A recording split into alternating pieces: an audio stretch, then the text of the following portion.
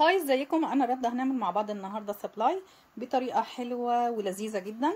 دول كوبايتين من الزبده. انا هعمل مقدارين، فانتي لو هتعملي مقدار فاعملي نص الكميه. انا هعمل كوبايتين زبده، هحط عليهم بيضتين. طبعا كل ده بدرجه حراره الغرفه. هحط حبه فانيليا، هحط معلقتين نشا. يعني لو انت هتعملي مقدار واحد، كوبايه زبده، معلقه نشا، بيضه. الدقيق حوالي هاخد من كوبايتين ونص ل3 كوبايات، هاخد كوبايه وربع سكر. تمام.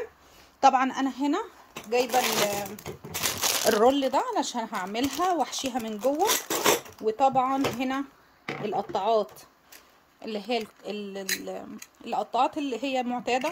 طبعا انا هعملها بدي، هضغطها. انا دي كنت جايباها، طبعا كل الحاجات دي انا جايباها من شي ان. ولو عايزين اللينكات الحاجات اللي انا مشترياها هنزلها، وبرضو جايبه شويه مشتريات بس يوصلوا هنزل لكم الحاجه بالظبط. هنا هحط السكر. طبعا ده دي الكوبايه نص كوب مش كوبايه، فهحط 4. مش هعبيها قوي لان انا مش بحب الحاجه المسكره، زائد اني انا كمان هعمل هحشي حاجات مسكره. فانا من النوع من الناس يعني اللي ما بنحبش الحاجات مسكره قوي، عشان تقدري تاكليها براحتك. كده كوبايه ونص. يفضل ان انت تجيبي سكر مطحون مش في البيت، علشان بيبقى احلى واخف شويه من العادي يعني. هحط هنا برضو الفانيليا عشان ما انساهاش. هحط بس معلقه صغيره، ونبدا في الضرب بس على خفيف الاول، بحيث ان هو ما يطيرش عليا السكر. ونبدا نضرب بالراحه لغايه لما يبقى معايا كريمي. انا الجو هنا عندي برد، فانا اصلا مطلعه الزبده من بالليل، بس برضو جامده شويه مش سايله قوي عشان الجو عندي برد. فانتي يفضل ان هي الزبده تكون بدرجه حراره الغرفه هي والبيض. هضربهم وارجع لكم. طيب هنا هنزل بالبيض، بيضه بيضه. اول واحده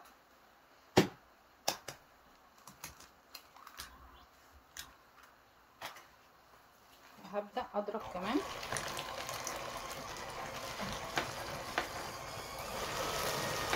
انا عامله مقدارين مش مقدار واحد. تمام. انت لو عايز تعملي مقدار واحد يبقى نص الكميه، يبقى بيضه واحده بس، كوبايه سكر، رشه فانيليا، كوبايه زبده.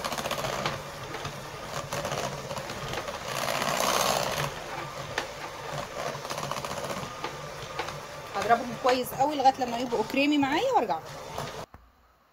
زي ما انتم شايفين كده انا ضربتها خليتها كريمي. هجيب الدقيق واحط بالتدريج معايا. طبعا الدقيق منخول،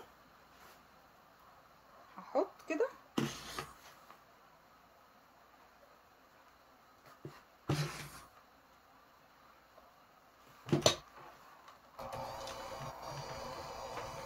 بالراحه معايا لغايه لما تبقى معايا عجينه.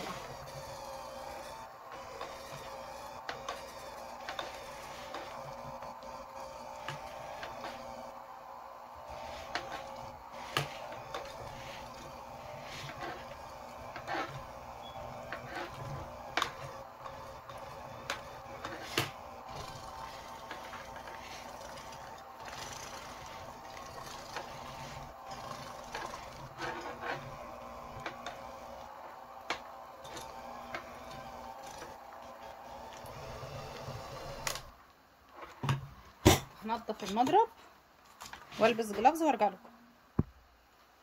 طيب هنا هنجيب النشا عشان ما ننساش النشا. هنحط معلقتين كبار. ليه بنحط نشا؟ علشان بس يدينا القرمشه بتاعته.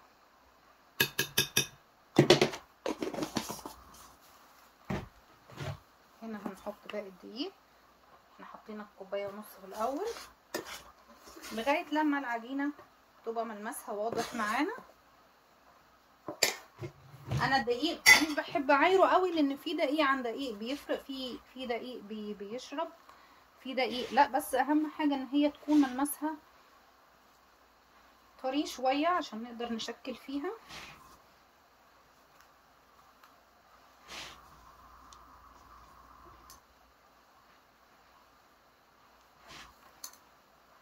لو عايزه تعملي بالشوكولاته هتقسمي العجينه نصين قبل ما تبقى خلاص الملمس بتاعها كويس، وتحطي معلقتين كاكاو خام.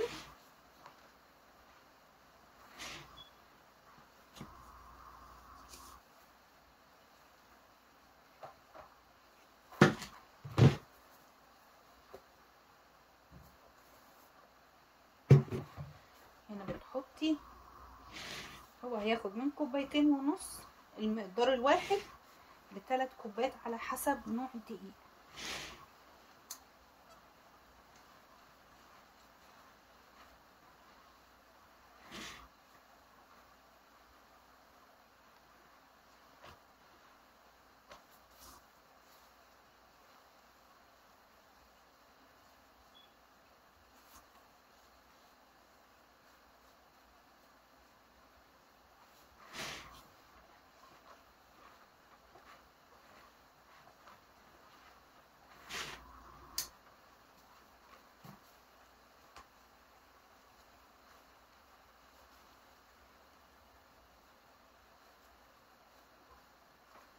هي عايزه لسه بتلزق جامد.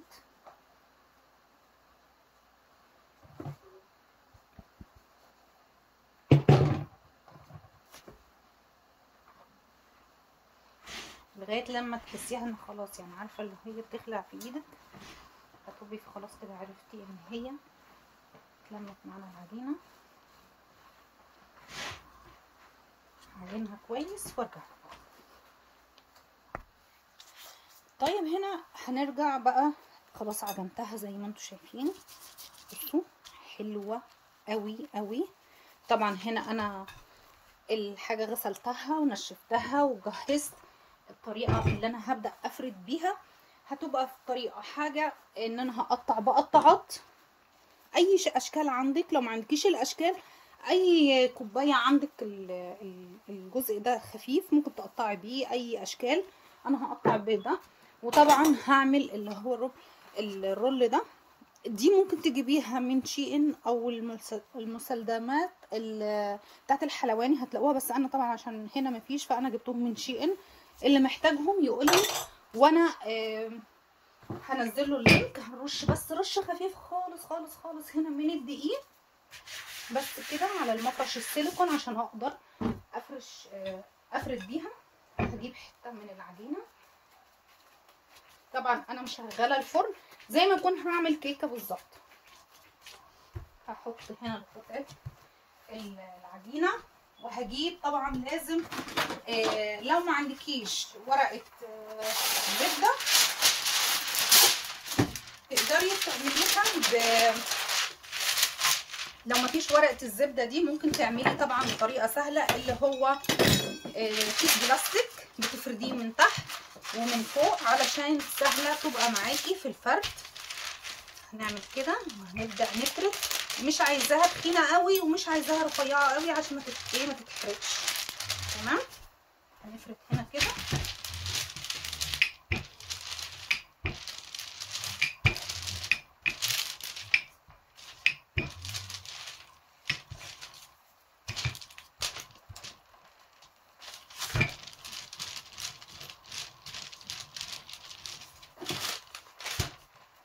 يعني زي سمك نص سنتي كده، حلوه قوي. بس ايه، نتاكد ان هي كلها بقت ايه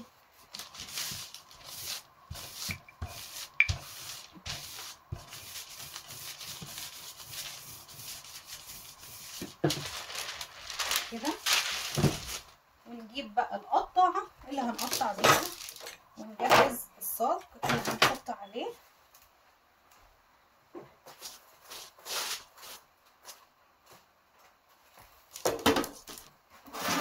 نعمل مثلا الشكل ده كده القطعة ونقطع.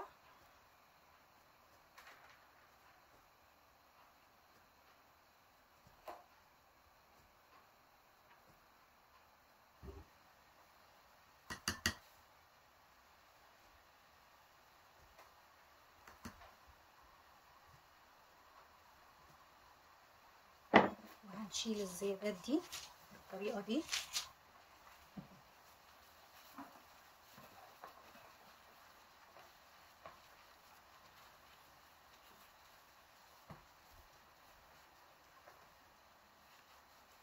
وهناخد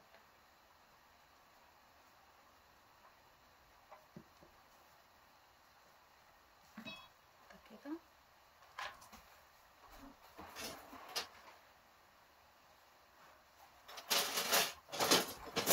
ثواني بس اجيب حاجة الاقيها علشان بس ايه ما تغيرش الشكل بتاعها. ثواني.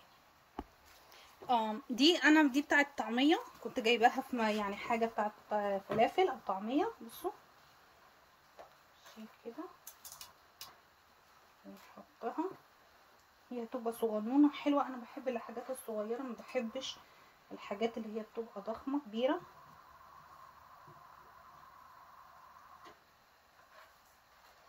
لو انا حاساها مش متماسكة قوي، ممكن ادخلها في التلاجة 5 دقايق وابدأ افرد غيرها،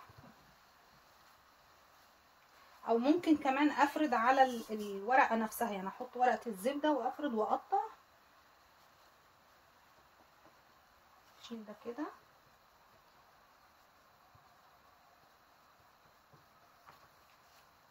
اهو. طبعا هو هنا لزق، كان محتاج ان هو ايه يتحط دقيق اكتر شوية. طب انا لقيت طريقة اسهل من المعلقة، ان انا ايه اعمل كده واطلعها اسهل من المعلقة نفسها. شايفين اهي، طلعنا كلهم. نعمل حاجاتها هنا. هنقطع بشكل الوردة.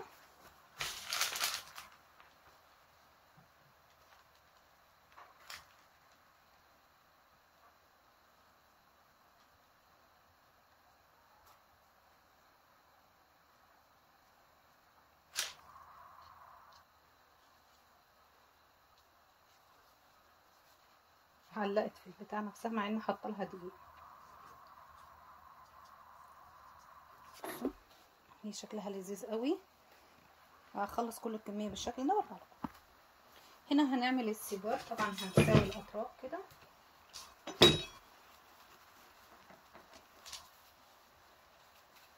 نشوف الحجم اللي احنا عايزينه، يعني هي هتبقى كده. احنا لو حجمها كده هيبقى حلو.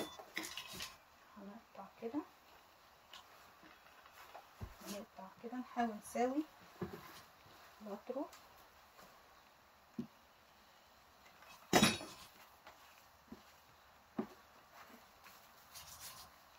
ماشي. نجيب واحده كده، ناخدها، نلف، نقطع كده، نحاول نقفل.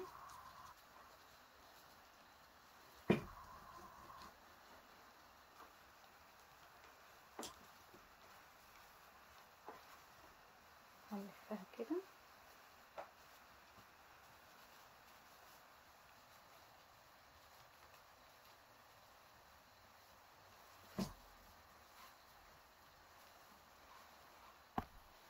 هتبقى بالشكل كده. هخلص كل الكمية وارجع لكم في الخلص. طيب انا هنا خلاص خلصت، خبزتهم وخلصتهم. دي الكمية اللي طلعت معايا. دي السيجار، شايفين حلوة ازاي اهي. شايفين حاجة كده يعني بجد تحفة، خفيفة وحلوة قوي. دي اللي هي انا وريتها لكم. وايه تاني؟ دي الدايرة اهي، ودي الوردة ماشي. هنزينهم مع بعض. الاول هحط في القمع، هحط واحد فيه نوتيلا اهي. اوبس اتكسرت حاجات كتير، يلا خد الشر وراح، نشكر ربنا على كل شيء. اهي النوتيلا والبيستاشيو هعبيهم علشان اخلي بالي والم اللي اتكسر ده وارجع لكم. طيب هنا هنحشي، بصوا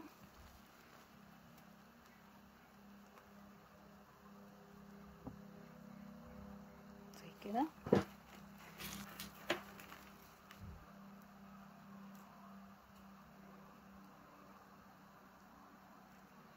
بالشكل ده. وهنا هنحشي برضو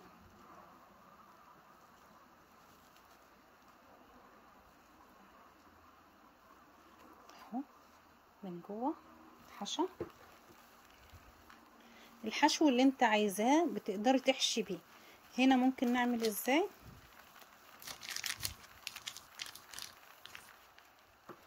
هنا ممكن نحط كده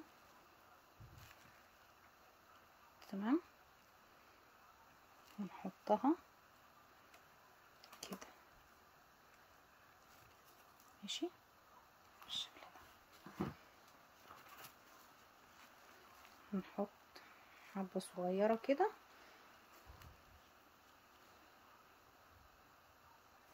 اهو.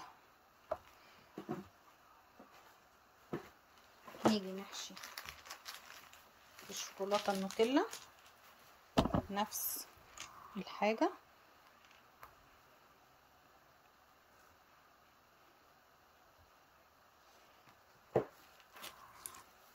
ممكن ايه نعمل كده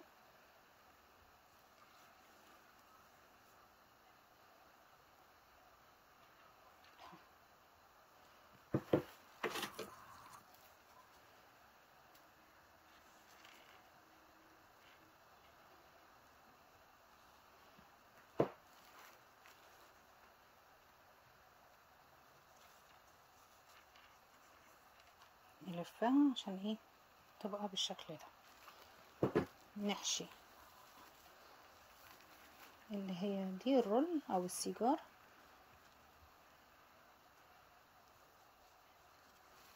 نحشي الناحية التانية كده اهو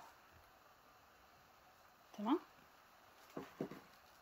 نيجي هنا مثلا ايه نعمل الوردة، نجيب وردة تاني اهو. ممكن نحشي زي كده وممكن نزينه بعادي. هحشي كل الكمية وقبل ما اغلفها بالشوكولاتة هرجع لكم. للأسف كنت مشغلة الفيديو على حساب ان هو مشغلاه فبعمل، ففجأة عشان اوقفه فبص لقيت ان انا للأسف ما كانش شغال معايا. طبعا انا حشيتهم وقفلت من هنا وقفلت من هنا علشان بس ايه الحشوة ما تقعش لما احطه في الشوكولاتة. انا بحطه في شوكولاتة هنا، ثواني اوريكم كده. احطه كده اطلعها، احاول انفض عشان بس ايه ما ياخدش كمية كبيرة من الشوكولاتة. كل اللي طبعا عملته كله بالطريقة دي. اسفة جدا جدا جدا، بس هو اللي حصل معايا كده. خلص كل الكمية بالمنظر ده كده.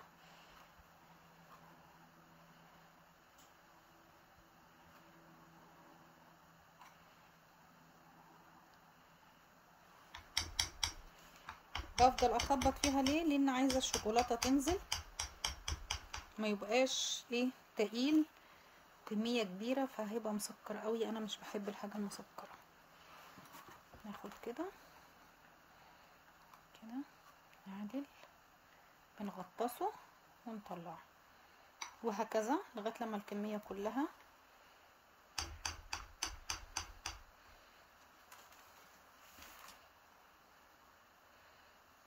لو في زيادات من على الجناب هوريكم هعملها ازاي، بس هاخد دي اللي حشيناها مع بعض هغطسها وبرده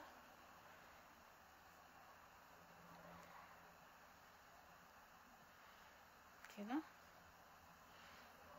نحط واحدة كمان.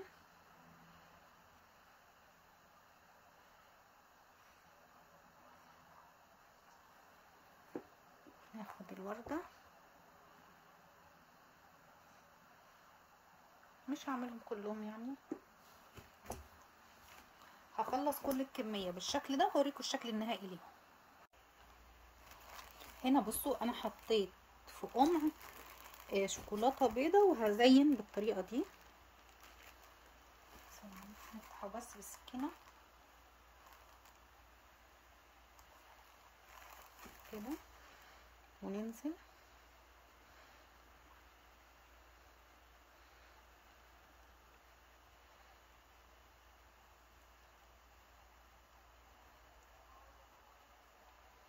هعمل الخطوط دي كمنظر مش اكتر. ممكن تعمليها بالشوكولاتة السمراء، ممكن بالبيضة، بس انا خلاص هعملها كلها بالبيضة حتى الابيض.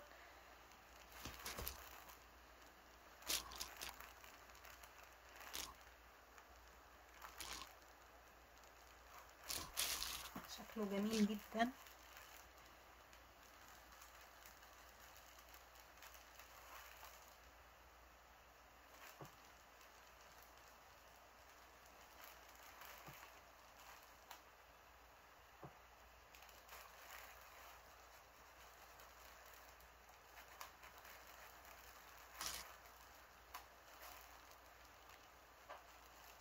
هخلص كل الكمية، بس قبل ما اخلص كل الكمية هنا ممكن نيجي هنا في ده ونعمل برضو كده.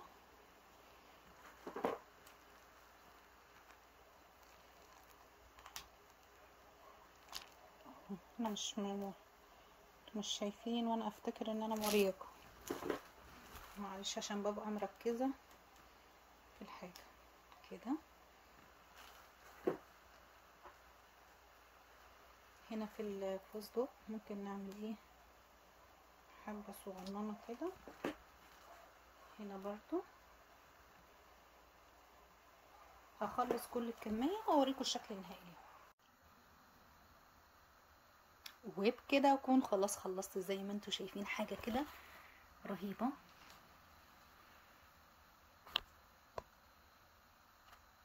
حاجة كده رهيبة جدا جدا جدا. شايفين الحلاوة؟ اتمنى ان الفيديو يعجبكم، واسفه على الجزء اللي اتقطع وانا بعمل الشوكولاته، بس بامانه ما اخدتش بالي. ما تنسونوش في اشتراك في القناه وفي صفحه الفيسبوك، واستنوني في فيديو جديد مع رندا باشا.